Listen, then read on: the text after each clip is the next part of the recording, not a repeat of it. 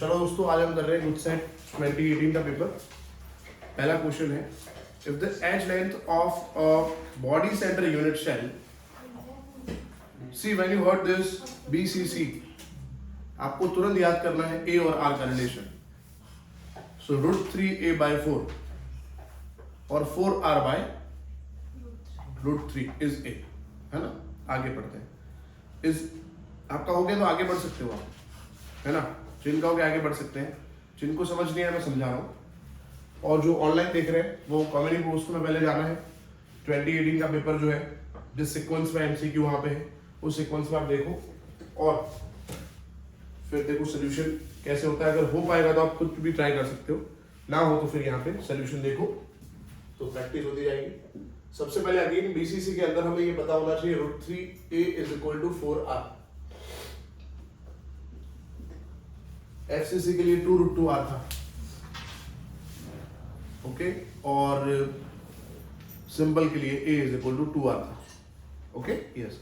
तो BCC के लिए हमें रिलेशन पता है। If the edge length what is given, A is given. A कितना है 400 पिकोमीटर।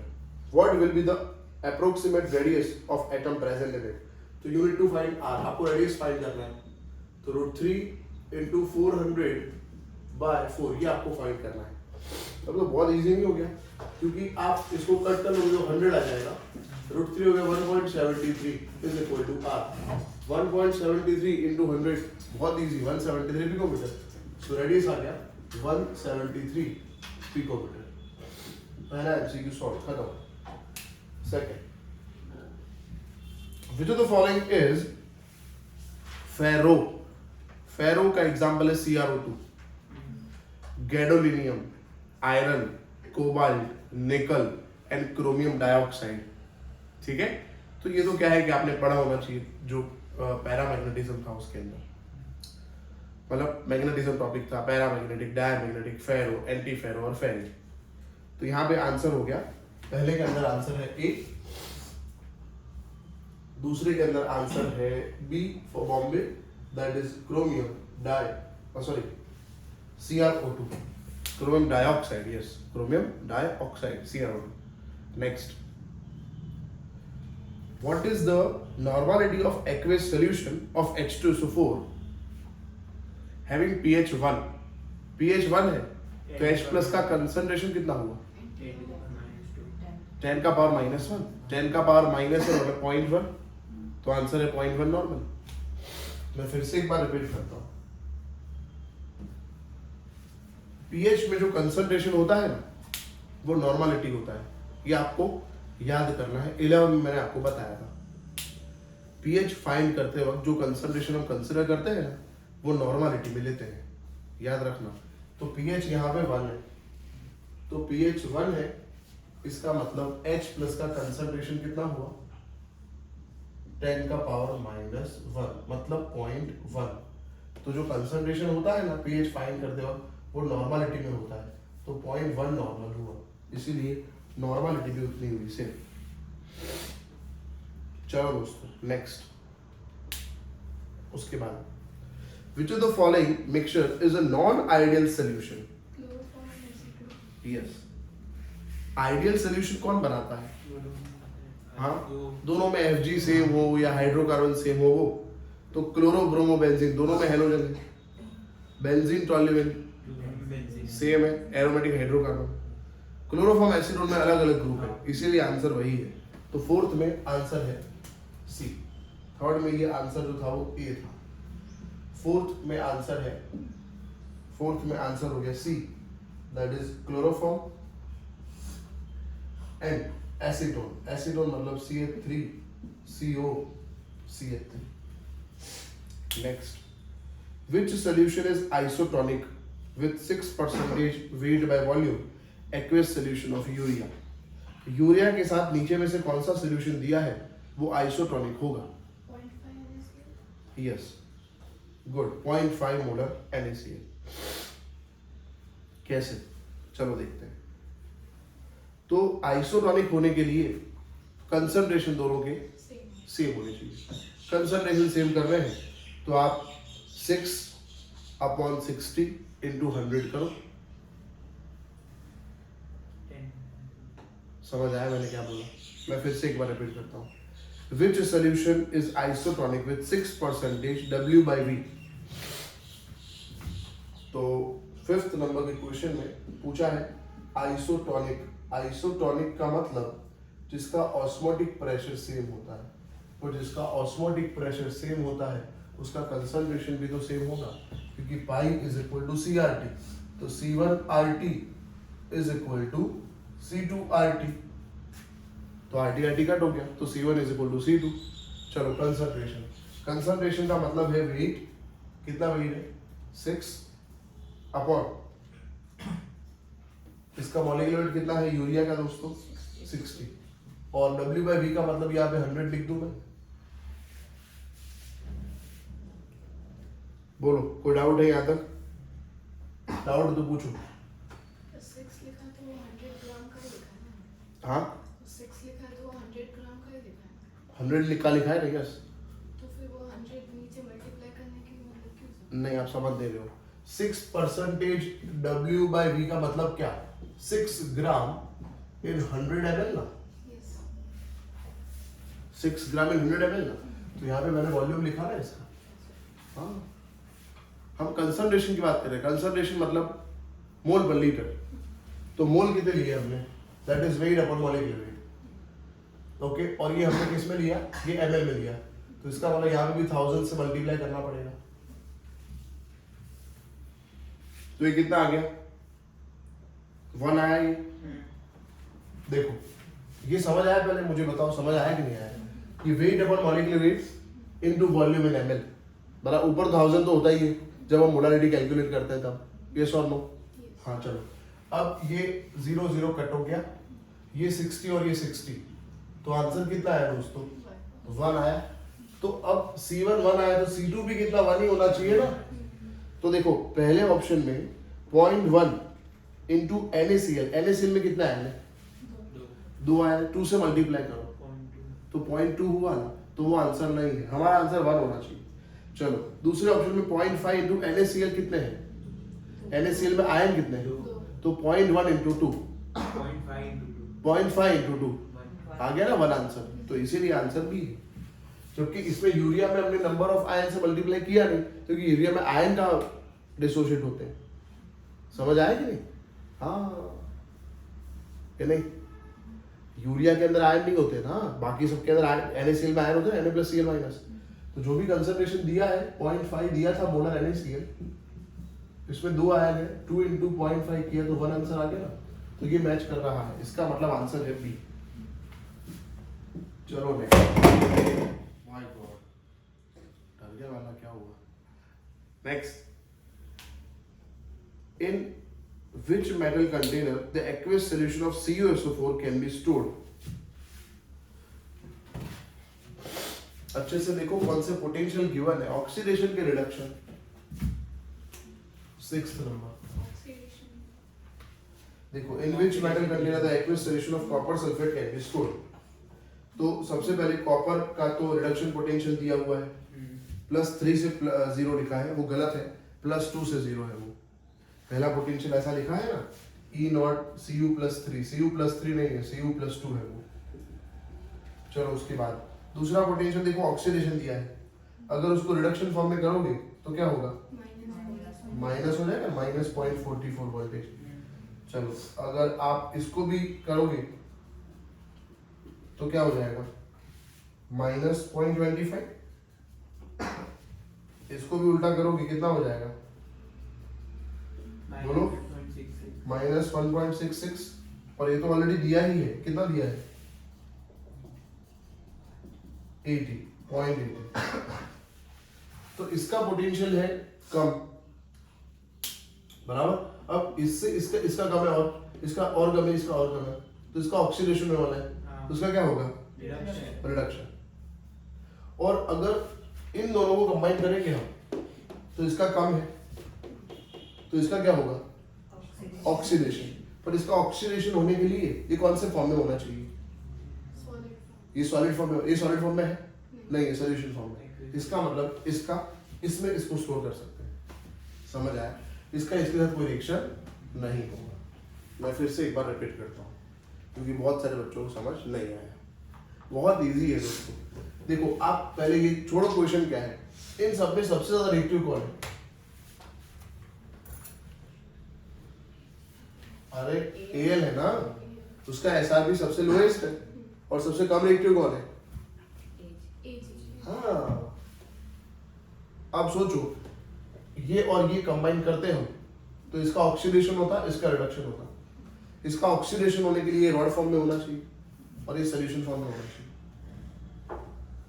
ठीक, अगर ये सोल्यूशन होता और ये रॉड होता तो रिएक्शन होता। अरे ये सोल्यूशन होगा तो आयनिक फॉर्म में होगा तो कैसे रिएक्शन होगा? ऑलरेडी ऑक्सीडाइज फॉर्म में होता है। अब इन दोनों अब इसकी कंपैरिजन इन सबसे करो तो इसका पोटेंशियल पॉजिटिव है, इसका नेगेटिव नेगेटिव नेगेटिव। मतलब अगर इसके साथ रिएक्शन करवाना हो आपको तो ये सब रॉड फॉर्म में होने चाहिए और ये सोल्यूशन फॉर्म में होना चाहिए, तब जाके रिएक्शन होगा। ओके, अच्छा अब ये छोड़ो, इसकी और इसकी कंपैरिजन करो तो इन दोनों में किसका ऑक्सीडेशन होगा, किसका पोटेंशियल कम है? कॉपर का पोटेंशियल कम है, बराबर। तो इसका क्या होगा? ऑक्सीडेशन होगा। पर ये कौन से फॉर्म में होना चाहिए? रॉड फॉर्म में होना चाहिए, तब इसका ऑक्सीडेशन होगा ना दोस्तों। समझ नहीं रहे हो अभी भी? क्वेश्चन छोड़ो क्या है, क्वेश्चन मत सोचो, मैं ऐसा बोल रहा हूँ इन दोनों का रिएक्शन करवाने के लिए इसका पोटेंशियल +0.3 है, इसका 0.8 है। किसका पोटेंशियल कम है? इसका पोटेंशियल कम है। जिसका पोटेंशियल कम है उसका ऑलवेज क्या होगा? ऑक्सीडेशन। जिसका ऑक्सीडेशन होगा वो सॉलिड फॉर्म में होना चाहिए। क्या ये सॉलिड फॉर्म में दिया है? नहीं। सॉल्यूशन फॉर्म में दिया है, मतलब इसको इसमें स्टोर करेंगे तो रिएक्शन तो स्टोर कर सकते हैं, ऐसा। क्लियर है? चलो नेक्स्ट, तो हमारा आंसर है easy. Next 7th,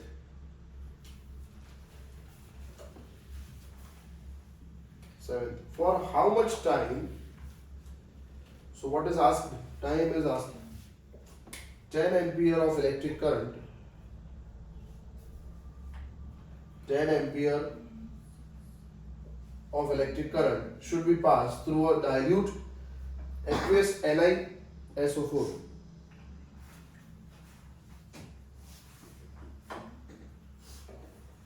Solution during electrolysis using inert electrode in order to get this much gram of nickel, और निकल का वेट भी दिया है। फाइंड क्या करना है मुझे बताओ? टाइम। W का फॉर्मूला लास्ट टाइम मैंने लिखवाया था, short formula IT into molecular weight upon 96500 into n, है ना? चलो फिर शुरू हो जाओ। 7th नंबर के अंदर फॉर्मूला ये रहा, W is equal to I into T into मोटापा अपॉन 96500 इंटू n। I कितना दिया है? I यहाँ पे है 10 एम्पियर। हमें T फाइंड करना है। पहले T को सब्जेक्ट तो बना दो, फिर करते हैं ना।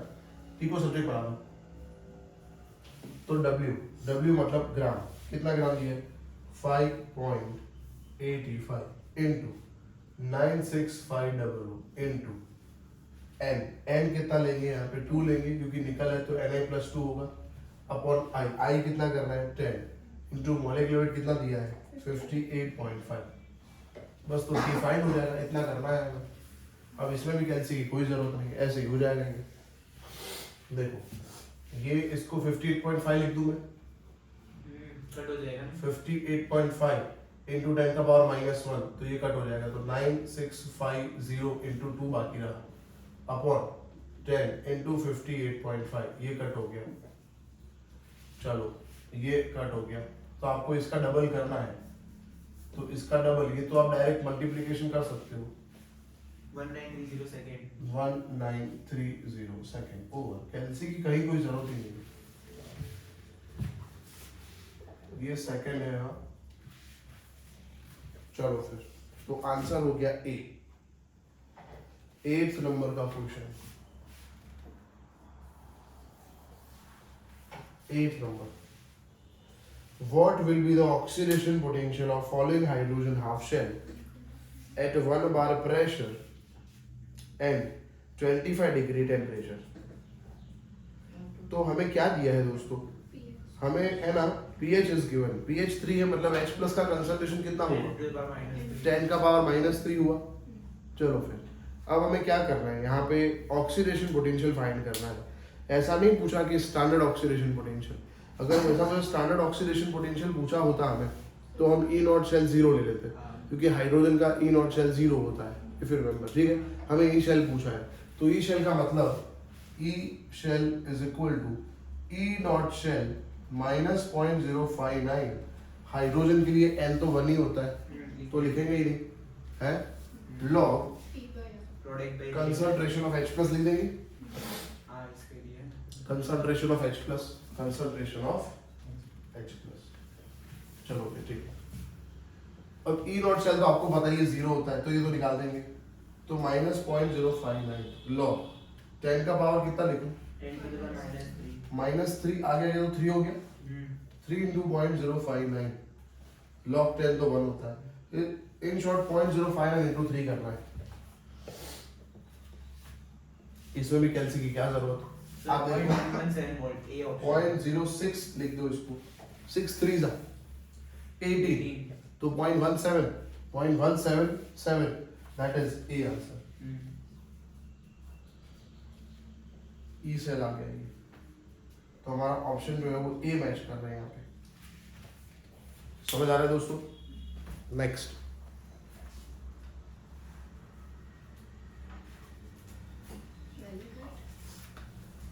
which ore does not contain carbonate?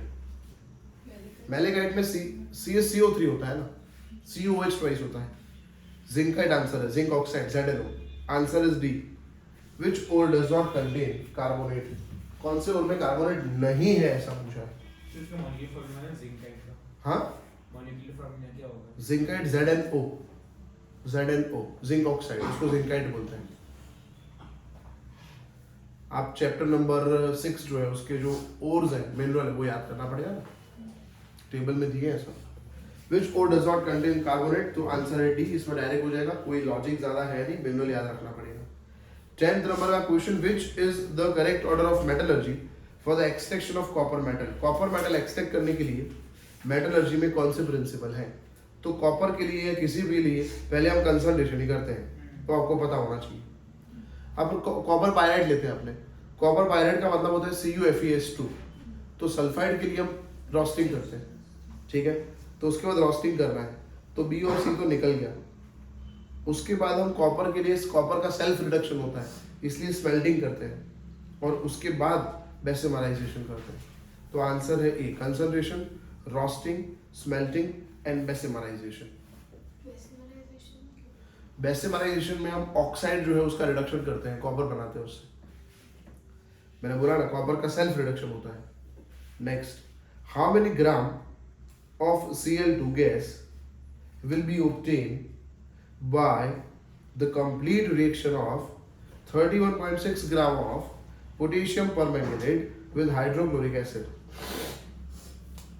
आपको KMnO4 का HCl से रिएक्शन पता होना चाहिए, जो हमने क्लोरीन के प्रिपरेशन में पढ़ा था। डेकेन्स प्रोसेस पढ़ा था, डेकेन प्रोसेस के अंदर ही है, उधर ही लिखा है, ठीक है, KMnO4 with HCl। तो KMnO4, ये MCQ नंबर है हमारा 11, KMnO4 का HCl से रिएक्शन होगा। आप अपना दिमाग लगाओ, थोड़ा बहुत दिमाग लगाओ। AC है हाँ, इसमें पॉजिटिव K है, हाँ, इसमें नेगेटिव C है, तो KCl तो बनना है, MnCl तो बनना है, क्लोरीन तो बनेगा और पानी बनेगा। यहाँ मैंने आपको बोला था इनऑर्गेनिक में पहले यहाँ पे ना प्रोडक्ट और रिएक्टेंट याद करो, फिर मोल्स याद करो। अब मोल्स क्या थे वो तो आप अगेन वो तो घर पे काम करना, बट पी ब्लॉक के इक्वेशन तो याद करने पड़ेंगे, उस पर कोई कंट्रोल नहीं है। तो इसमें मोल्स थे 216, 2 इसके 16 मोल्स, 30 फिर 2252, 2258, 2 इसके भी 2 इसके 5, वैसे इसके आ गए ना तो ये तो आप बना भी सकते हो, ठीक है ना। चलो अब क्या पूछा है क्वेश्चन, फिर से पढ़ते हैं। How many gram of Cl2, मतलब हमें क्या फाइंड करना है, Cl2 के ग्राम फाइंड करने हैं। पहले तो देखो ना इस इक्वेशन में Mn का चार्ज पहले क्या था 7, फिर क्या हो गया 2 हो गया, 7 से 2 कितना चेंज आया? 5 का चेंज आया और उसका रिडक्शन हुआ। और Cl का -1 था, यहाँ पे 0 हुआ, ऑक्सीडेशन हुआ, तो मतलब ये रेडॉक्स है। तो किधर MnCl2 में Cl का -1 ऐसे 2 है, -2 सामने क्या था +2, 2 से डिवाइड काय डिवाइड करेंगे भाई Mn, अरे माय गॉड, MnCl2 में काय डिवाइड करेंगे? ये x है, 2 है, -1 0, x -2 0, x2। कहना क्या चाहते हो भाई सुबह सुबह? चलो कितना चेंज हुआ Mn का 5 का और Cl का 2 का, समझे नहीं ना? Mn 1 है, Mn 1 है, मतलब अगर आप एक एक का कंपैरिजन करो तो 5 का चेंज है। यहाँ पे एक एक का कंपैरिजन थोड़ी किया आपने, यहाँ पे एक का कंपैरिजन 2 से थोड़ी हो सकता है, तो यहाँ पे 2 करने पड़ेंगे, तो -2 हुआ ना और ये 0 हुआ, तो कितना चेंज हुआ? 2 का चेंज हुआ ना, समझ आया? तो ये है ना रेडॉक्स रिएक्शन है। तो रेडॉक्स रिएक्शन में हमने पढ़ा था moles of oxidising agent should be equal to moles of reducing, ऐसा पढ़ा था हमने, into whatever that is called n factor, into n factor। तो KMnO4 जो है उसके मोल्स ऑफ KMnO4 और KMnO4 के ऑक्सीडेशन नंबर में कितना चेंज हुआ? 5 का चेंज हुआ, तो इसको 5 से मल्टीप्लाई करूंगा is equal to moles of Cl2 और इसमें कितना चेंज हुआ? 2 का। बोलो यहाँ तक कोई डाउट है तो पूछो, नहीं ना? अब KMnO4 के मोल्स मतलब वेट है, मॉलिक्यूलर वेट। सो देखो तो वेट दिया है, हाँ 31.6, मॉलिक्यूलर वेट दिया है KMnO4 का, हाँ 316, इनटू कितना करना है? क्या लिखा है ये? 5 अपॉन 2 कर दो, हेलो, इज इक्वल टू क्या फाइंड करना है? Gram of Cl2।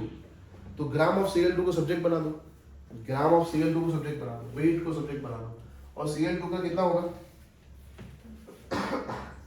तो 71 होगा, 35.5 into 2 करना है, 71 होगा, बस ये करना है।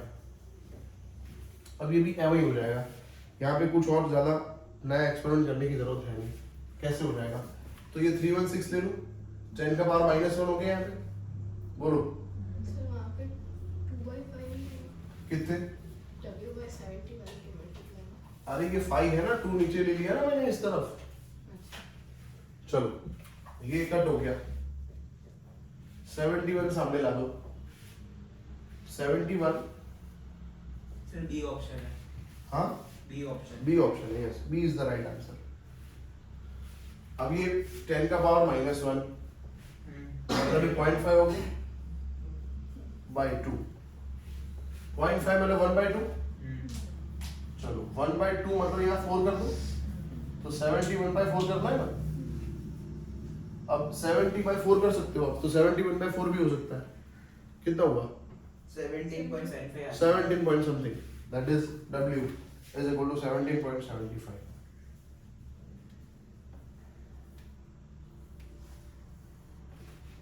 चलो दोस्तों, तो मेथड लिख देना, 11th नंबर की मेथड ये है। 12 नंबर डायरेक्ट आंसर आ जाएगा, what is the structure of XeOF4? XeOF4 का स्ट्रक्चर कैसा होता है? तो स्क्वायर पिरामिडल होता है, एक डबल बॉन्ड ऊपर होता है और 4F स्क्वायर में होता है, तो स्क्वायर पिरामिडल स्ट्रक्चर है इसका। डायरेक्ट हो जाएगा, इसमें ज्यादा कोई मतलब आपको कंसेप्ट लगाने की जरूरत नहीं है, आपको याद होना चाहिए जो ज्योमेट्री था इसका। Which one is not allylic halide? कौन सा एलाइलिक नहीं है ऐसा पूछा, तो वही एलाइलिक नहीं है जिसमें हेलोजन और डबल बॉन्ड एक ही कार्बन पे है, हेलोजन और डबल बॉन्ड, क्योंकि हेलोजन डबल बॉन्ड एक ही कार्बन में है मतलब वो विनाइल हुआ। हमें यहाँ पे क्या पूछा है?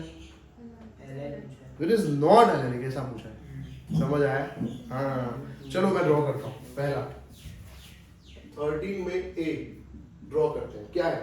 ब्यूट 2 ब्यूट ये रहा, 2 ये रहा और 1 पे क्लोरो है, तो ये एलाइलिक है, हाँ है ना। Cl जिससे कनेक्टेड sp3 है उसका पड़ोसी sp2 है, तो ये एलाइलिक है। 1 क्लोरो ब्यूट 1 ब्यूट 1 और 1 पे क्लोरो, ये एलाइलिक है? नहीं है। देखो Cl इस कार्बन से अटैच हुआ sp2 है, मतलब ये तो एलाइल नहीं है, तो वही तो पूछा एलाइल नहीं है, तो आंसर हमारा बी। क्या बेटा? 12 का आंसर सी। चलो 14, which is the main organic product obtained by the reaction of 2,2,2 trichloroethanol with calcium hydroxide? ट्राइक्लोरोइथेनॉल, ये देखो ट्राइक्लोरोइथेनॉल, इसका रिएक्शन किससे करा है? कैल्शियम हाइड्रोक्साइड CaOH ट्वाइस से करा है। देखो ये इतना जो ग्रुप है CH3CHO, आप समझते हो CH3CHO का नाम क्या है? हाँ, इथेनॉल। तो ये ट्राइक्लोरोइथेनॉल हो गया। मैंने 3H हटा के क्या लिख दिया? ट्राइक्लोरोइथेनॉल हो गया ना। ये बोलो, ये लिखा है, इसमें कोई डाउट नहीं है ना? अब इसका रिएक्शन इससे किया हमने, तो इससे बनता है CHCl3। क्या बनता है?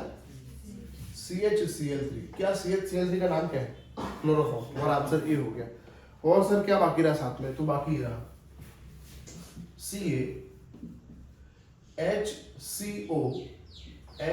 HCO और ये O ट्वाइस, कैल्शियम फॉर्मेट। क्या बाकी रहा? Calcium formate. इसको आपको 2 मोल लेना पड़ेगा, तब जाके बैलेंस होगा। पर मैंने आपको समझा दिया 1 मोल के अंदर कि क्या बनने वाला है। तो ट्राइक्लोरोइथेनॉल का रिएक्शन जो है वो अगर आप कैल्शियम हाइड्रोक्साइड से करोगे तो क्लोरोफॉर्म बनेगा, याद कर लेना। और ट्राइक्लोरोइथेनॉल जो है उसका दूसरा नाम क्लोरल है। दूसरा नाम क्या है? क्लोरल। अपने नोट्स चेक करना, चैप्टर नंबर 10 के पॉलीहेलोजन कंपाउंड में मैंने लिखवाया है। 15, which of the following compound is optically inactive? मतलब किसमें कायरल कार्बन नहीं है ऐसा पूछा है। इसमें कायरल कार्बन नहीं है ऐसा पूछा है।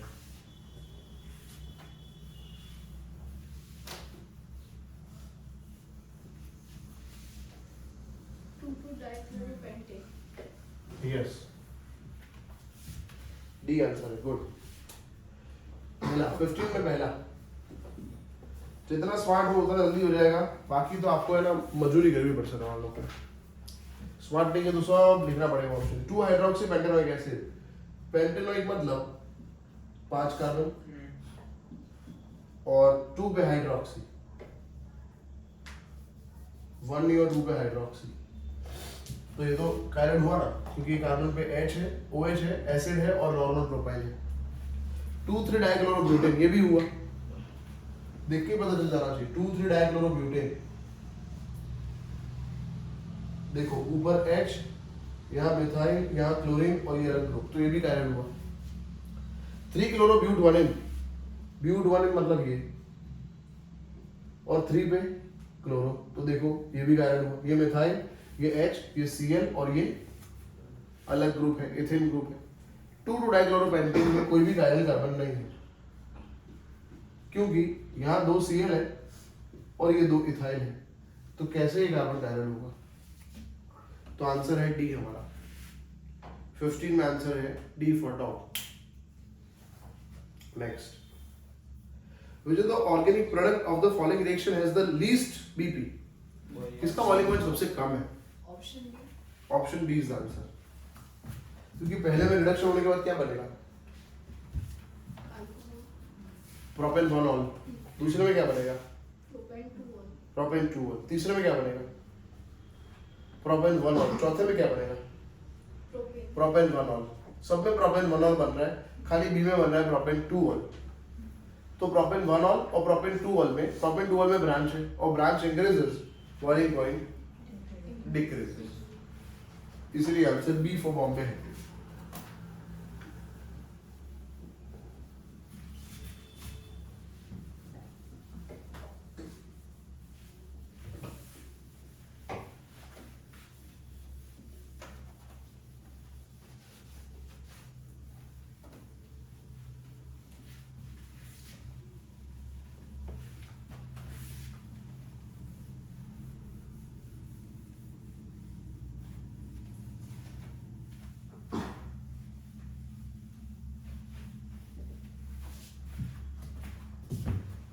चलो दोस्तों फिर से रिपीट करता हूँ। 16 में पहले ऑप्शन में बन रहा है, देखा क्वेश्चन के अंदर 4 क्वेश्चन है, मतलब 16 में 4 क्वेश्चन ही तो हुए, क्योंकि 4 रिएक्शन करने पड़ेंगे, उसके प्रोडक्ट लिखने पड़ेंगे, फिर उसका बीपी कंपेयर करना है। तो पहले में बनेगा प्रोपेन-1-ऑल, सी में बनेगा प्रोपेन-1-ऑल, डी में बनेगा प्रोपेन-1-ऑल, खाली बी में बनेगा प्रोपेन, क्योंकि वो कीटोन है इसलिए। तो प्रोपेन-2-ऑल में ब्रांच है तो बॉइलिंग पॉइंट कम हो जाएगा, तो इसलिए आंसर बी है। 17. Which is the final product obtained by the reaction of Grignard reagent, ethyl methyl bromide with propanol? किसका रिएक्शन करना है? Ethyl magnesium bromide, ethyl magnesium bromide किससे रिएक्शन कर रहा है? प्रोपेनॉल। Option B. चलो पानी डालेंगे, MgBr किसके साथ भाग गया? ये अल्काइल को इधर अटैच कर दो और ऊपर OH, ये O के साथ ये H, तो 1 2 3 4 2 मिथाइल ब्यूटेन 2-ऑल, आंसर इज बी। समझ आया होगा।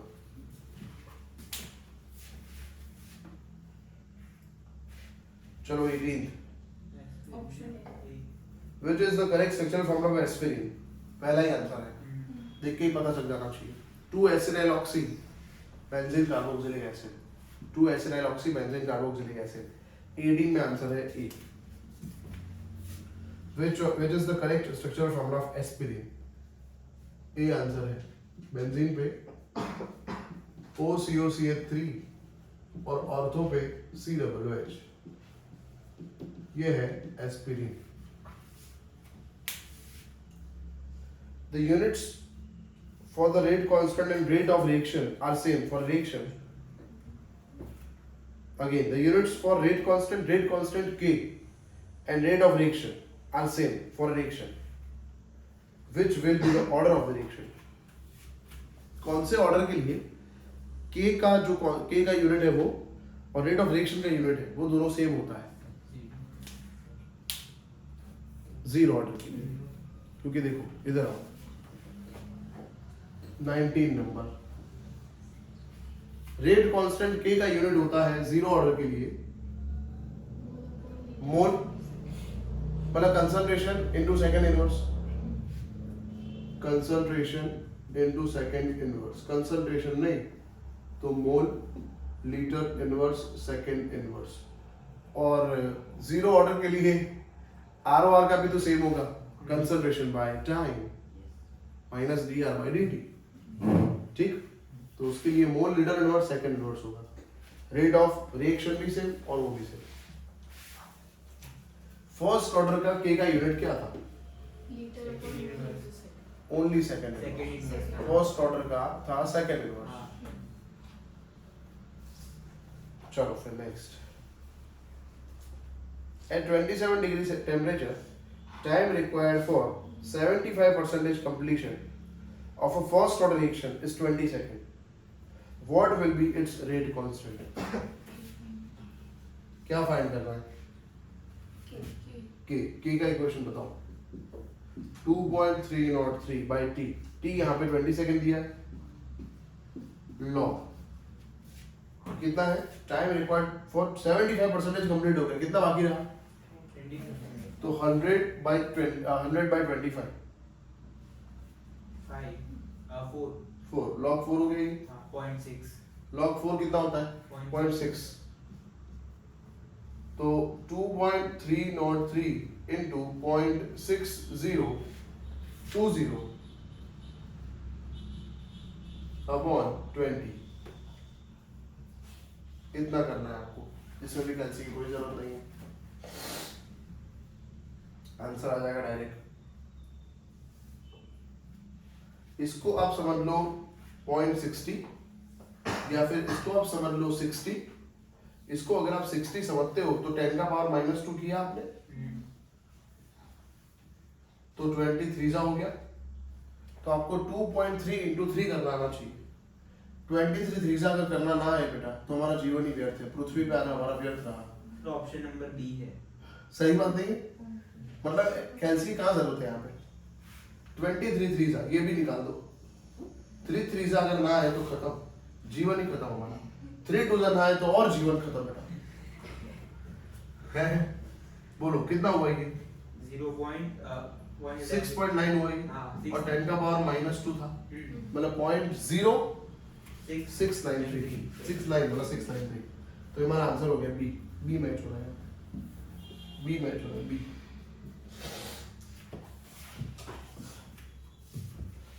चलो दोस्तों next, which statement is correct incorrect for catalyst? Catalyst के लिए कौन सा स्टेटमेंट गलत है? It decreases energy of activation. सही है ना वो तो।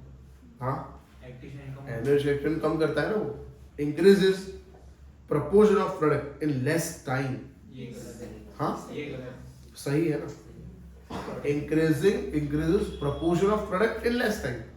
कम समय में प्रोडक्ट ज्यादा बनता है, तो सही तो है, समय घटता है ना।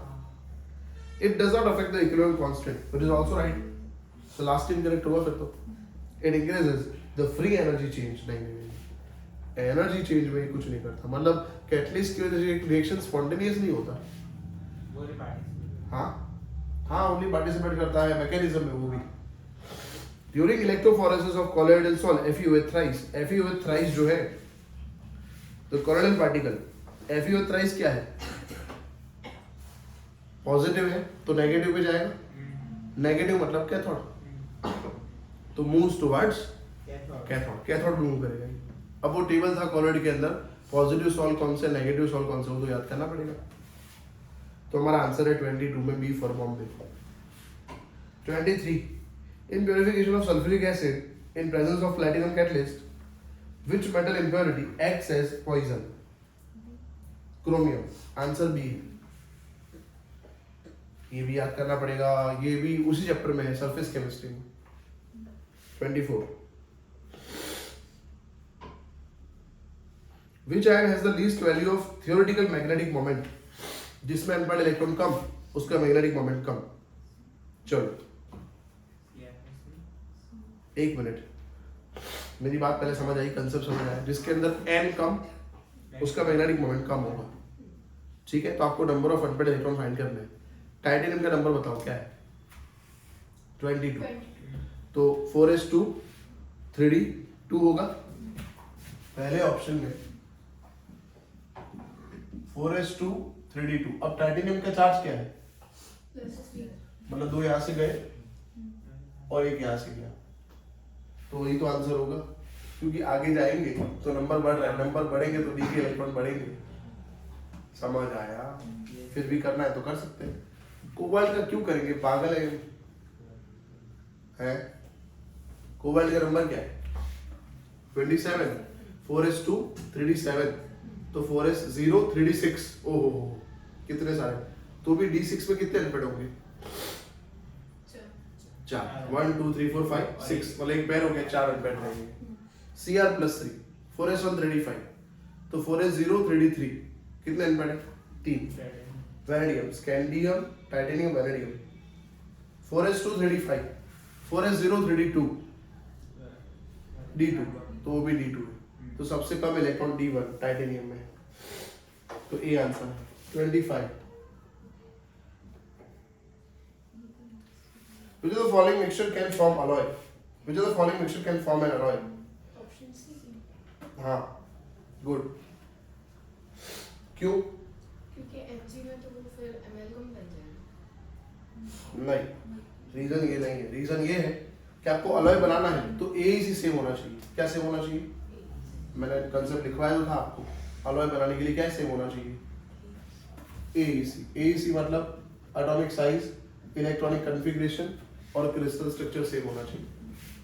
तो पहले ऑप्शन में Fe और Mn डी ब्लॉक से है, Mg S ब्लॉक से है, तो उनकी शादी, मैंने बोला था अलॉय बनाने के लिए कुछ गुण मिलने चाहिए तभी तो शादी हो सकती है, तभी तो दोनों मेटल को मिक्स करेंगे।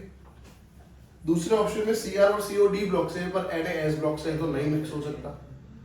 तीसरा ही ऑप्शन ऐसा है जिसमें सभी तीन मेटल डी ब्लॉक से है, इसीलिए मिक्स हो सकता है। और चौथे ऑप्शन में 2 मेटल डी ब्लॉक से है और सोडियम एस ब्लॉक से, तो मिक्स नहीं हो सकता। तो इसीलिए आंसर है सी। 25 में सी करेंगे। 26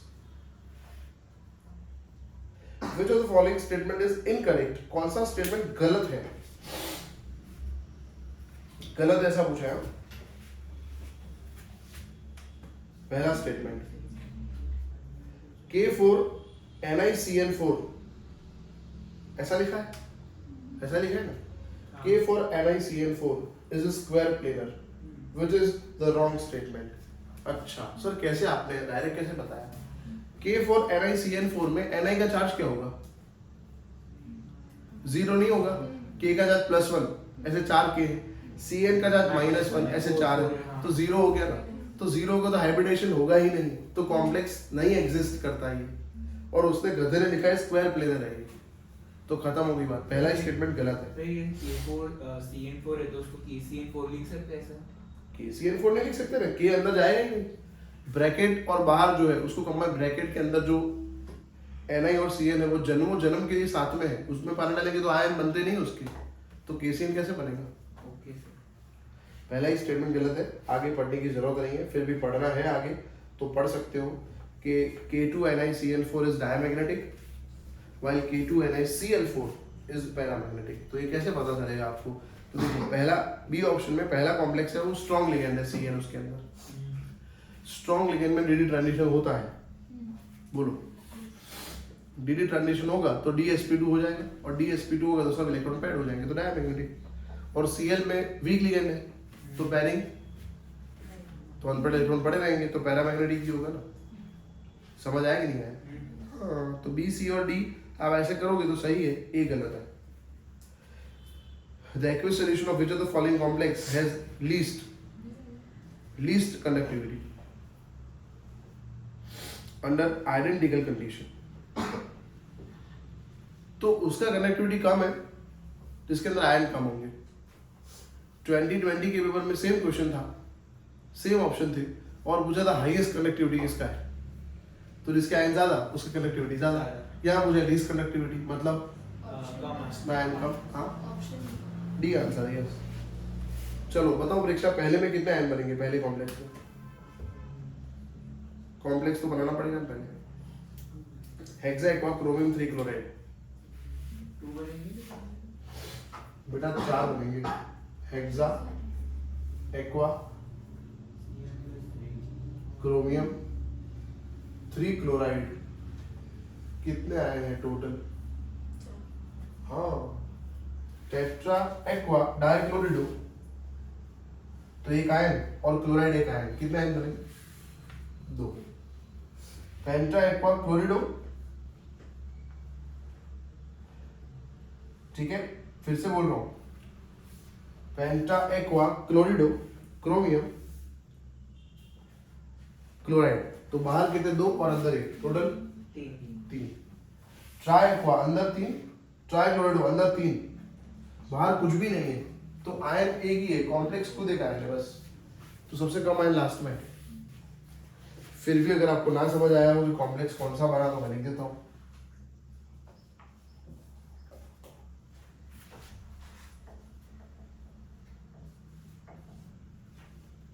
दो आयन बने, एक कॉम्प्लेक्स और एक ये, penta aqua chlorido chromium 3 chloride, एक ये 2 ये 3, और last tri aqua tri chlorido chromium 3, इसमें एक ही है, कॉम्प्लेक्स एक ही है। Next, which complex possesses facial isomer, जिसमें 3 हो, Ma3B3 होगा उसमें होता है, बोलो ऑप्शन। 3 होना चाहिए, लेकिन बी फॉर बॉम्बे, देखो उसमें 3 है, Na3 कितने हैं? 3, NO2 कितने हैं? 3, 3 होगा ना Ma3B3, उसके अंदर फेशियल मेरिडियन होता है। ये क्वेश्चन 2020 में भी था, देखा आपने कुछ क्वेश्चन दोनों पेपर में है।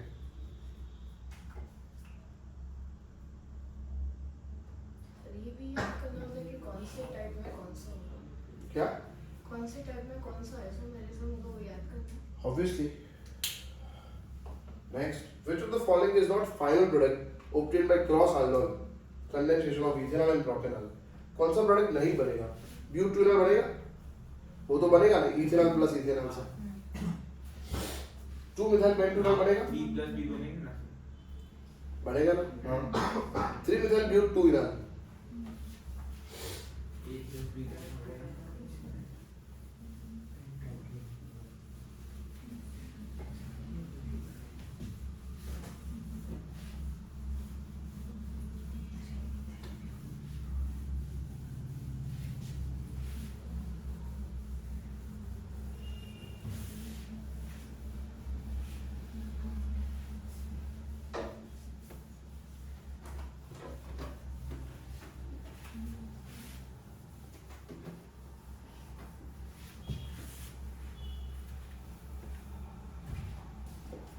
Which of the following is not a final product of ethanol and propanol? तो इथेनॉल प्लस इथेनॉल, इसका नाम है butanol. Propanol plus propanol 2 methyl paint 2 इनॉल है ऐसा? चलो तो ए और डी तो नहीं है। फिर अब मैं लिख रहा हूं इथेनॉल और propanol 3 methyl paint 3 इनॉल। 3 methyl paint 3 इनॉल है ही नहीं यहाँ पे। 3 मिथाइल ब्यूट 2 इनॉल है। So this is the wrong option, ये रॉन्ग है। और लास्ट क्या बाकी रहा? पेंट 1 होगा, पेंट 2 इनॉल। अब ये बाकी रहा कि हम पहले पेंटेनॉल लिखे हैं, पहले प्रोपेनॉल का रिएक्शन इथेनॉल से करें। तो CH3 CH2 CH double bond CH CH2, तो this is pent 2 enol, it is right. So A B और D तो बन रहा है पर C नहीं बन रहा, क्योंकि C में क्या गलत है? ब्यूट लिखा है, क्या लिखना चाहिए? पेंट लिखना चाहिए। चलो फिर तो यहाँ पे आंसर जो है वो C है, क्योंकि गलत पूछा है। 30 Which is the main functional group of acrolein? Acrolein में main functional group कौन सा है? एल्डिहाइड। ये एक्रोलीन का स्ट्रक्चर है, तो इसमें एल्डिहाइड। आंसर हो गया हमारा C। एक्रोलीन का स्ट्रक्चर ये रहा, इसमें ग्रुप है CHO। Next, which of the following compound on oxidation gives isothalic acid? Oxidation. Orthoxylin is the wrong answer. Isothalic acid का स्ट्रक्चर ये रहा 1,3। ये बनाने के लिए मेटाजाइलिन होना चाहिए, मेटाजाइलिन नहीं, जाइलिन, जलील नहीं करना किसी को। ये है 1,3 डाइमेथाइल बेंजीन, मेटाजाइलिन नाम है इसका। इसका करेंगे ना, क्या करेंगे? ऑक्सीडेशन, तब ये बनेगा आइसोथैलिक एसिड। ठीक, चलो दोस्तों, तो यहाँ पे आंसर है मेटाजाइलिन, बी आंसर है। Which is the oxidized product obtained on benzene diazoxide chloride with phosphonic acid? Benzene. Benzene बनेगा। गुड, 32। ऐसे कंसेप्ट क्लियर आपके होने चाहिए, एमसीक्यू पढ़ते ही आंसर आ जाए। बाकी तभी तो अंदर जाओगे तो फिर तुम्हारा टाइम वेस्ट है, लो टाइम अपनी पास हो ही नहीं एग्जाम का। N2 plus Cl minus phosphoric acid मतलब H3PO2। अगर आपको याद हो तो हमने पढ़ा था बेंजीन बनता है रिड्यूस्ड प्रोडक्ट और H3PO3 बनता है ऑक्सीडाइज्ड प्रोडक्ट। तो यहाँ पे आंसर है हमारा बेंजीन। बेंजीन आंसर हो गया, ए आंसर हो गया। Which is the most basic? Option B. Option B. जिसके पास डोनर ग्रुप प्रेजेंट है वो बेसिक है। क्या प्रेजेंट है? डोनर बी में है, देखो OCH3 डोनेट करता है, बाकी NH2 निठल्ला कुछ है ही नहीं है उसके अंदर, है ना, उजड़ा चमन। दूसरे ऑप्शन में डोनेटिंग ग्रुप है, तीसरे ऑप्शन में विड्रॉइंग ग्रुप है, चौथे ऑप्शन में विड्रॉइंग ग्रुप है, तो इसीलिए आंसर बी फॉर बॉम्बे है। तो 33 में बी फॉर बॉम्बे, 33 में B for Bombay. 34 The number of sigma and pi bond present in orange dye is orange dye। orange मतलब वो फिनोल ऐड किया था हमने, तो इसके अंदर आपको सिग्मा और पाई फाइंड करना है। देखो तो मैं आपको शॉर्ट ट्रिक बताता हूँ, मत करो फाइंड, इधर आओ। बेंजीन में 12 सिग्मा होते हैं, तो कितने बेंजीन है? तो 24 हो गए। फिर ये भी आ गया उसके अंदर और ये पूरा आ गया, तो एक ही बॉन्ड बाकी रहा, एक बॉन्ड बाकी रहा, 24 और 2 26 आंसर होना चाहिए। चलो ए और डी है। अब पाई बॉन्ड 7. 3 3 6 और 1 7 7 26 और 7 ए आंसर। मजूरी करवाने के लिए 1 2 3 4 वो नहीं करना। बेंजीन में 12 होते हैं, इसमें 12 इसमें 12 24 हो गए, ये 25 और ये 26। सर 25 में 1 से बॉन्ड रेशम ये सिग्मा है और रेशम ये पाई है। रेशम ये 12 ये 12 24 और एक 25 गुड। तो 25 प्लस 1 कितना होता है? 26 वेरी गुड यस। चलो ये 3 पाई 6 पाई और ये 1 7 हो गए। Which one is a purine base? Guanine नहीं होता, ग्वानिन होता है। ग्यूनाइन, ये तो ऐसी बात हुई, ग्यूनाइन मेरे को 9 दे दो। ग्वानिन होता है।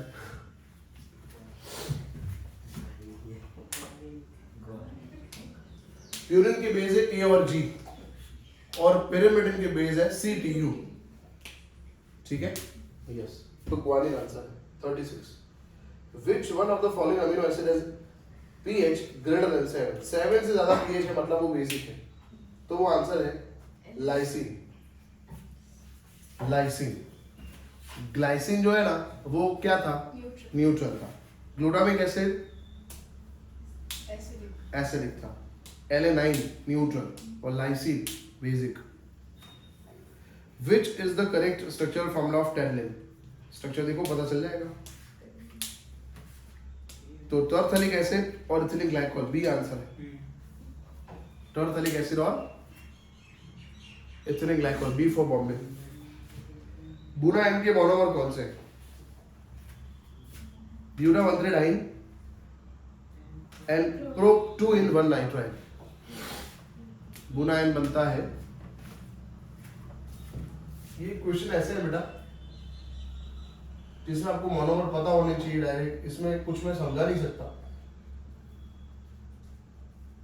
ये यार देखो ब्यूटावंथ्रेडाइन और प्रोप 2 in 1 नाइट्राइल, तो आंसर ए है। 38 में आंसर ए, 37 में आंसर बी फॉर बॉम्बे था। 39 आर्टिफिशियल स्वीटनर कौन सा है? तो एलिटेन।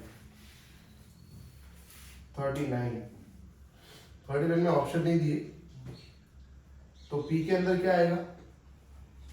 एन। फूड प्रिजर्वेटिव कौन है? यस। तो वो तो नहीं, फूड प्रिजर्वेटिव। फूड प्रिजर्वेटिव में आप है ना LMN लिखा है ना, वो ऐड कर दो, सॉल्विक एसिड ऐड कर दो। क्वेश्चन पेपर में ऐड करना है, पर छोड़ो अब अंदर मोबाइल में तो कहाँ से वो लिखोगे, छोड़ो। पर LMN के बाद एरिडम के बाद क्या है? सॉल्विक एसिड है। क्या है? अंदर लिखा नहीं है, तो मतलब प्रिंटिंग मिस्टेक है, डोंट वरी। वो गुच्छे के पेपर में नहीं लिखेंगे, ठीक है? वो होगा यहाँ पे प्रिंटिंग में आएगा। फूड प्रिजर्वेटिव है सॉल्विक एसिड, तो क्योंकि अंदर O है, O क्या है? तो सॉल्विक एसिड है। चलो दोस्तों, फिर एंटीऑक्सीडेंट। एंटीऑक्सीडेंट है एस्कॉर्बिक एसिड। R के अंदर क्या है? M। और S फूड कलर कैरमल।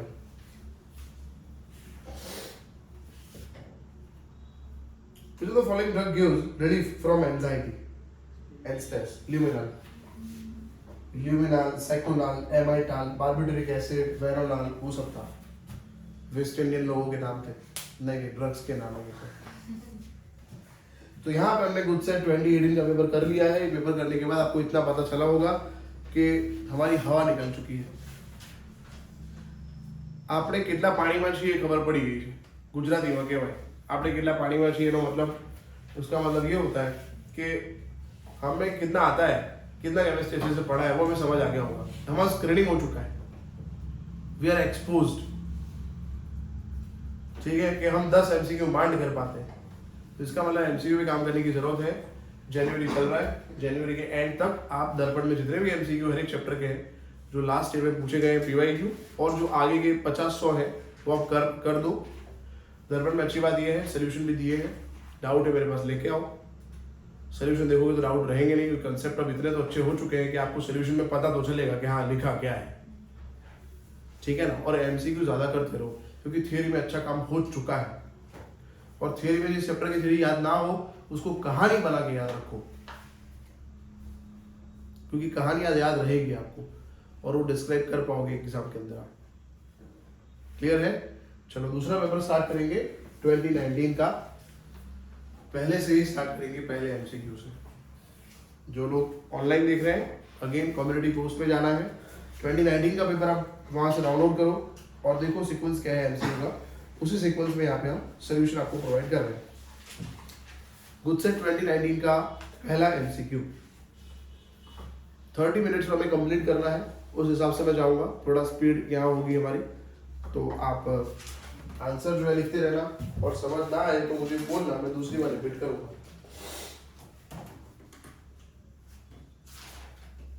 पहले में पूछा है primary valency, secondary valency and number of ions. Option B आएगा। आंसर बी है।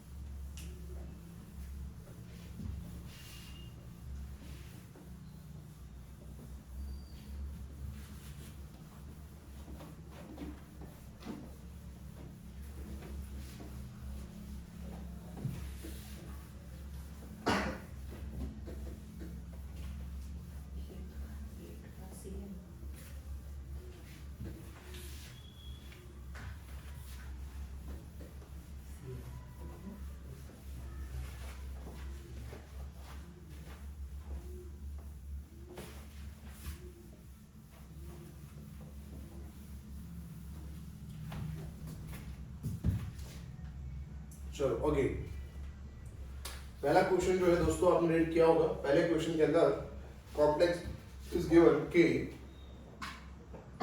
CO OX2 NH32। तो इसका ऑक्सीडेशन नंबर फाइंड करोगे प्राइमरी वैलेंसी, तो 2 into -2 -4 +1 -3, सामने क्या तो +3। सेकेंडरी वैलेंसी OX में 2 कोऑर्डिनेशन साइट है तो 4 हुआ, और इसमें 2 कोऑर्डिनेशन साइट है, एक N के अंदर एक साइट है, 2 N में 2 साइट होंगे, तो 4 + 2 6 होगा। और लास्ट आयंस, तो आयंस यहाँ पे बनेंगे 2, क्योंकि एक ये और कॉम्प्लेक्स खुद एक आयन, तो यहाँ पे आंसर है 3 6 and 2, तो हमारा ऑप्शन मैच हो रहा है B. Second MCQ printing mistake है, सेम का सेम यहाँ पे कॉपी हो गया है, तो सेकेंड एमसीक्यू कॉपी हो गया है B. Third, which of the following complex possesses meridional isomer. अभी बात हुई A3 B3 में मेरिडियनल हो, फेशियल मेरिडियनल होता है, तो आंसर है डी। थर्ड में डी। ज्यादा चर्चा इसके बारे में हम कर नहीं रहे क्योंकि अभी चर्चा हो चुकी है। which of the following compound undergoes aldol। पहले के अंदर ही होता ही है ना, एसिडाल्डिहाइड में अल्फा कार्बन पे H है कि नहीं है? अल्फा कार्बन पे H है तो इसमें ही होगा, तो आगे देखेंगे ही नहीं, क्योंकि आगे देखेंगे तो देखो ट्राई मिथाइल, मतलब एसिडाल्डिहाइड के अल्फा कार्बन से H निकाल के मिथाइल लिख दिया है, फिर क्लोरो लिख दिया है, और फॉर्माल्डिहाइड तो बेटा उजड़ा चमन है, हाँ उसमें तो अल्फा कार्बन ही नहीं है। बेंजोइल क्लोराइड का सोडियम बेंजोइड से रिएक्शन करेंगे तो A बनेगा। फिफ्थ में आंसर है A। कैसे? बेंजोइल क्लोराइड का स्ट्रक्चर ये रहा, बेंजीन पे COCl प्लस सोडियम बेंजोइड मतलब बेंजीन पे COONA, COONA क्या निकल गया? Na के साथ Cl, NaCl हट गया, benzene CO O CO benzene, benzene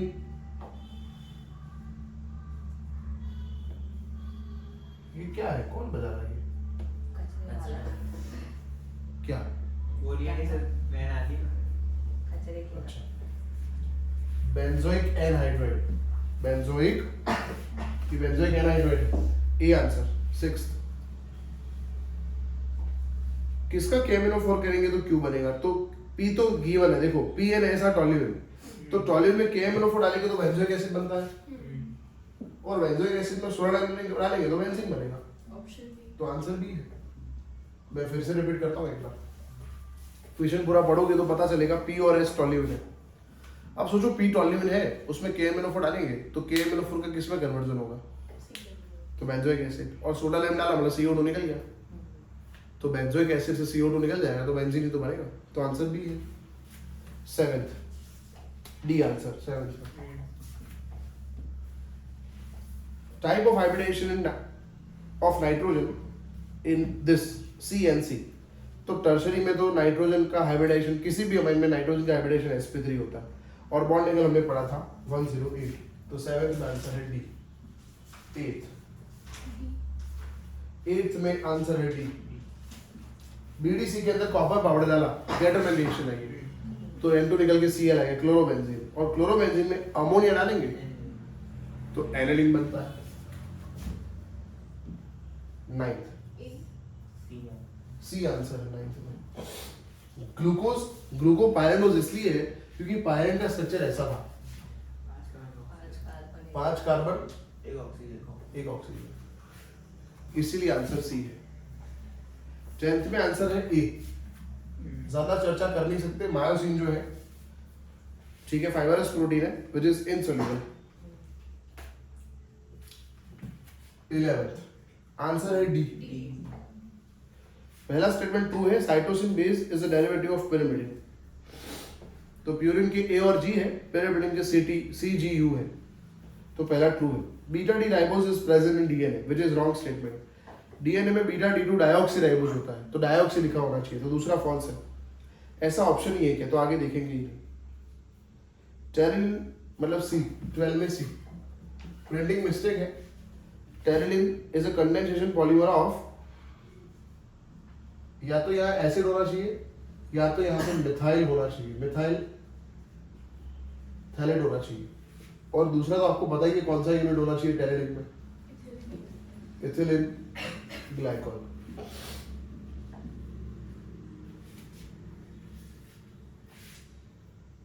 Which of the following acid has property of flexibility? So PHBV में दो मोनोमर थे, बीटा हाइड्रोक्सी ब्यूटरिक एसिड और beta hydroxy valeric acid. Beta hydroxy butyric acid से stiffness का property add होता है, और beta hydroxy valeric acid से फ्लेक्सिबिलिटी का प्रॉपर्टी ऐड होता है। तो यहाँ पे आंसर है डी फॉर डॉग, 13 में डी। और ये बहुत इंपॉर्टेंट क्वेश्चन है, फिर से मैं रिपीट करता हूँ। Which of the following acid has property of flexibility? तो वेलेरिक एसिड पॉलीमर के अंदर फ्लेक्सिबिलिटी ऐड करता है, और ब्यूटरिक एसिड पॉलीमर के अंदर स्टिफनेस ऐड करता है। ये मैंने लिखवाया था आगे आपको, ठीक है, याद रखना, ये इंपॉर्टेंट है। 14 what is cellulose diacetate? It is semi synthetic polymer.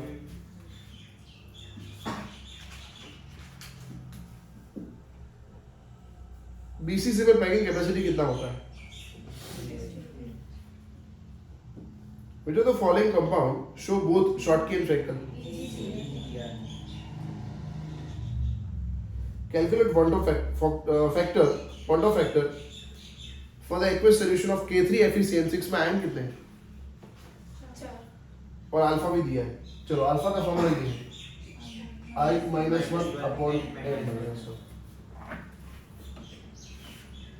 Alpha is given कितना है? 0.778। नंबर ऑफ आयन कितने थे यहाँ पे? 4 -1, -1 इस तरफ आया, आई फाइंड हो जाएगा। 7 3 जा 21, तो ये समथिंग 2.1 या 2.3 के आसपास होगा। 2.3 + 1 3.3, तो I इज इक्वल टू 3.334। तो आंसर हो गया हमारा सी मैच कर रहा है। 18th, if molality of a solution of 0.05 and elevation and boiling point is 0.16, so delta dB is equal to kb into m. Molality is given, delta dB is given. delta dB कितना है? 0.16, molality है 0.05 is equal to kb। kb find करना है, ये तो बहुत easily हो जाएगा। ये 5 into 10 to the power -2 हुआ, 3.2। हाँ 5 into 10 to the power -2 हुआ, ऊपर आया तो +2 हुआ, तो 16/5 हो गई।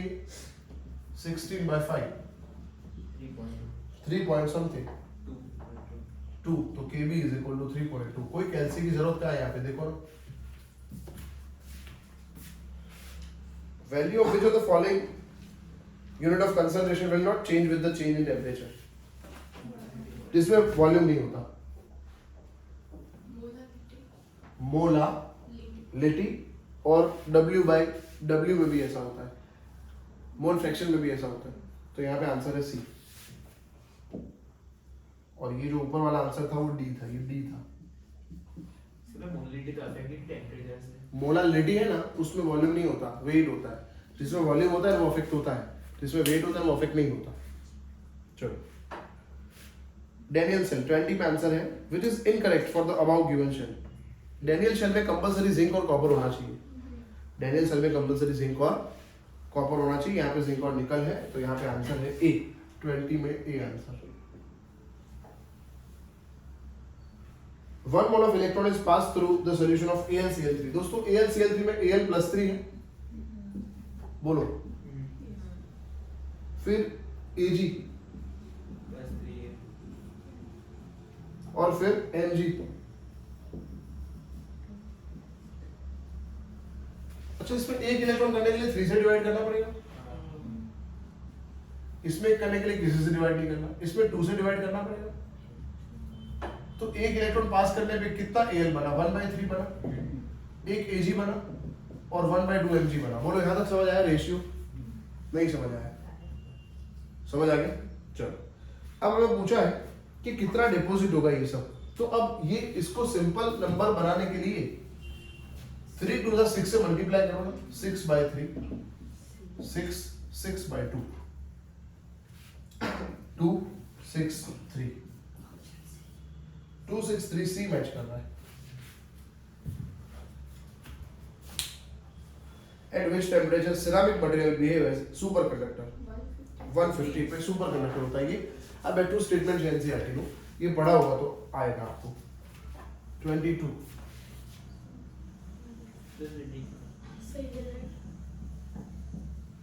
23 सी आंसर है। सिड राइट, क्योंकि उसका फॉर्मूला है FeCO3। क्या पूछा है? Which of the following mineral of iron is in a form of carbonate? C, क्योंकि पहला FeS2 होता है, पहले का फॉर्मूला होता है FeS2, दूसरे का फॉर्मूला होता है CuCO3 CuOH ट्वाइस, हेमेटाइट का फॉर्मूला होता है Fe2O3 और सिलराइट का फॉर्मूला होता है FeCO3। Which of the following hydride is the most stable? Answer B है, बी फॉर बॉम्बे। NH3 सबसे स्टेबल होता है। Which of the following pair of oxyacid or phosphorus, oxidation state of phosphorus are not the same? चलो पहला 7 2 14 minus 4 by 2, तो पहले में 5 है, 3 भी हो, 3 2 6 minus 3, 3 तो पहले में फास्फोरस का स्टेट क्या था? 5 और 3 अलग अलग है, तो वही तो पूछा है। आंसर एक खत्म, आगे करेंगे क्यों? दोनों में फास्फोरस का स्टेट अलग अलग है ना, तो हो गया, आंसर आ गया। फिर भी करना है तो आगे कर सकते हो। 7 2 14 4 10 by 2 5 10 2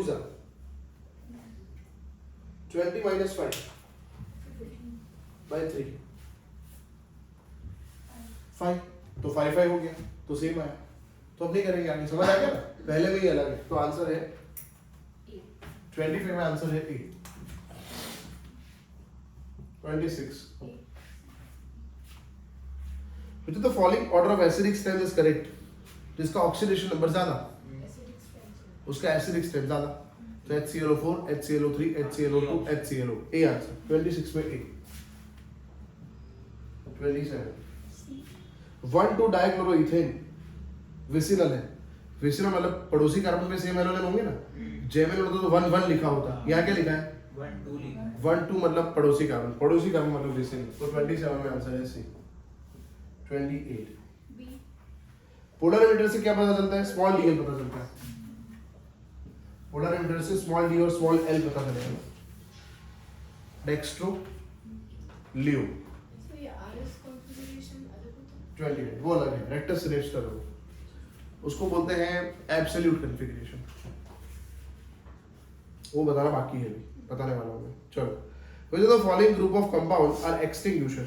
CCl4, antiseptic, iodoform, insecticide, DDT, anesthetic, chloroform. Option number B. Extinguisher CCl4 है, एंटीसेप्टिक आयोडोफॉर्म है, इंसेक्टिसाइड होता है DDT और anaesthetic C chloroform. Which of the following alcohol has highest BP? कितने का है तो बॉइलिंग पॉइंट ज्यादा किसका बॉइलिंग पॉइंट सबसे ज्यादा है ना? ज्यादा है, ऐसा पूछा है, ब्यूटी टू जिसमें कार्बन सबसे ज्यादा हो पहले तो, टू मिथाइल प्रोपेन और जो स्ट्रेट हो, क्योंकि branch increases boiling point decreases. तो किसमें ब्रांच नहीं है और कार्बन ज्यादा है? ब्यूटेन बनॉल, ए आंसर। क्योंकि दूसरे में कार्बन 3 है, तीसरे में भले कार्बन 4 पर ब्रांच है और चौथे में भी ब्रांच है, तो आंसर 30 में ए है।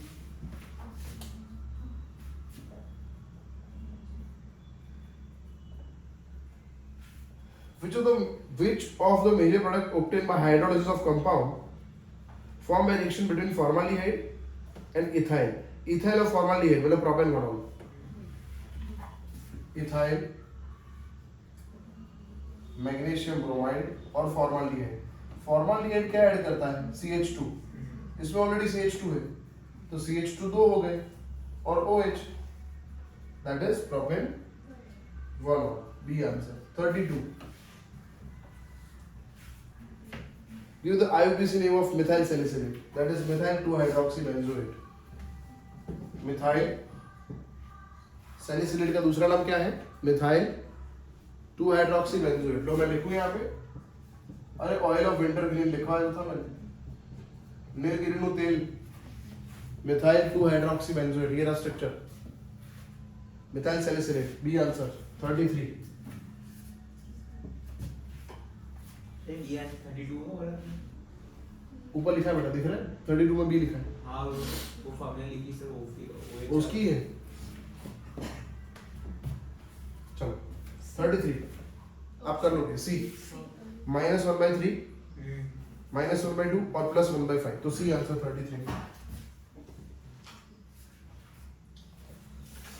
In a reaction A gives B if the concentration of reactant is increased by 9 times, तो रिएक्शन 3 टाइम बढ़ रहा है, मतलब उसका पावर 1/2 होगा ना। 9 का पावर 1/2 तभी तो 3 टाइम्स होगा, तो 1/2 आंसर बी। 33 का जो क्वेश्चन है तो हाँ, है। उसमें रिएक्टेंट डिक्रीज होगा प्रोडक्ट इंक्रीज होगा तो नेगेटिव नहीं आएगा। तो देखो लिखा है, सी आंसर में नेगेटिव नहीं लिखा। अच्छा मैंने गलती से लिख दिया। ओके बेटा, thank you. Sure. Which statement is incorrect? पहला, the reactant experiencing fruitful collision are converted to product. This is right.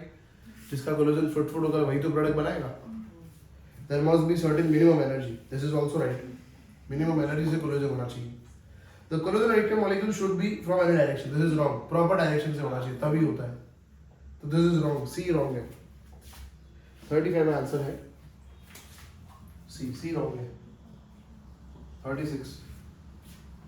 The formation of association of colloid by addition of electrolyte is called coagulation. जब electrolyte add करते हो और colloid suspend हो जाता है तो उसको कोएगुलेशन बोलते हैं। कौन सा डबल डिकम्पोजिशन है? C D. H2O सी वाला तो रिडक्शन है, बी वाला ऑक्सीडेशन है, ए वाला हाइड्रोलिसिस है और डी वाला डबल डिकम्पोजिशन है। केमिकल प्रिपरेशन थे लियोफॉबिक के। किसका मैग्नेटिक मोमेंट सेम होगा? तो अनपेड इलेक्ट्रॉन सेम होने चाहिए। सी में अनपेड इलेक्ट्रॉन सेम होंगे।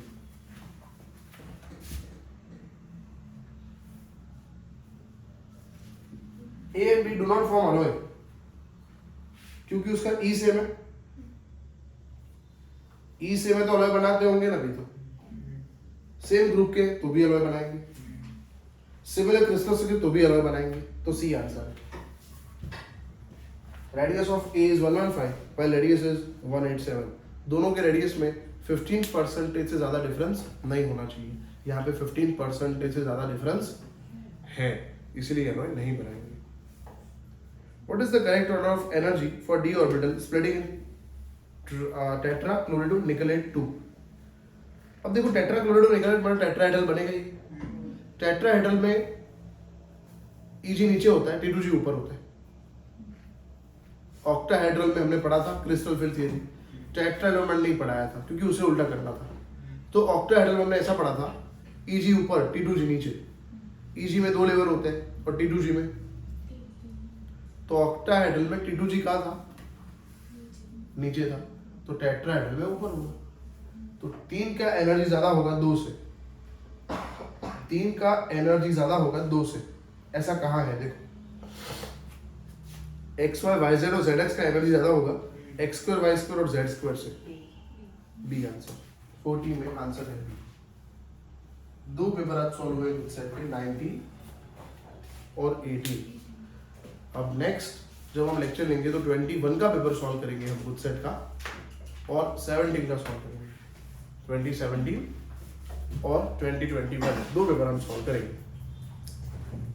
जितने भी खुद सेट के पेपर हैं 2012 के बाद वो सब हम सॉल्व करने वाले, लास्ट 10 साल के पेपर हम सॉल्व करेंगे ताकि आपका कॉन्फिडेंस बढ़े और बहुत सारे कंसेप्ट आप सीखो। बट कुछ चीजें आपको पता चली होगी, पॉलीमर का क्वेश्चन डायरेक्ट आता है, ठीक है, खाली मोनोमर पूछे होते हैं। चैप्टर नंबर 16 में डायरेक्ट क्वेश्चन आता है, चैप्टर 15 बायोमॉलिक्यूल में भी डायरेक्ट क्वेश्चन होता है। तो ऐसे चैप्टर जो आपके हाथ में है उसकी लाइन टू लाइन एनसीईआरटी पढ़ो, ठीक है, एमसीक्यू डायरेक्ट उसमें से बनेंगे। 10 नंबर, 11 नंबर, 12 नंबर, 13 नंबर इसके रिएक्शंस होते हैं, उसके रिएक्शन अच्छे से करो। 9 नंबर में ज्योमेट्रिकल आइसोमेरिज्म में फ्रेशेल बेनेडिनो का कंसेप्ट, आइसोमेरिज्म का concept, primary valency secondary valency का कंसेप्ट, ये सब होता है। हाइब्रिडेशन का कंसेप्ट होता है, फिर मैग्नेटिक मोमेंट का कंसेप्ट होता है। पेपर पढ़ने से हमें ये पता चला कि कौन से कंसेप्ट एमसीक्यू में पूछे जा सकते हैं। जैसे मैग्नेटिक मोमेंट का कंसेप्ट 3 पेपर में है, तो न्यू वाला वो नहीं छोड़ सकते, सबका इलेक्ट्रॉनिक कॉन्फ़िगरेशन आप अच्छे से करके जाना, उसमें से क्वेश्चन बन सकता है। समझ आया? नेक्स्ट टाइम मिलेंगे दोस्तों। ये वीडियो में मेहरबानी करके कमेंट करा करो, आप लोग करते ही नहीं, 1 सेकंड का काम है आपका, है ना? Thank you so much.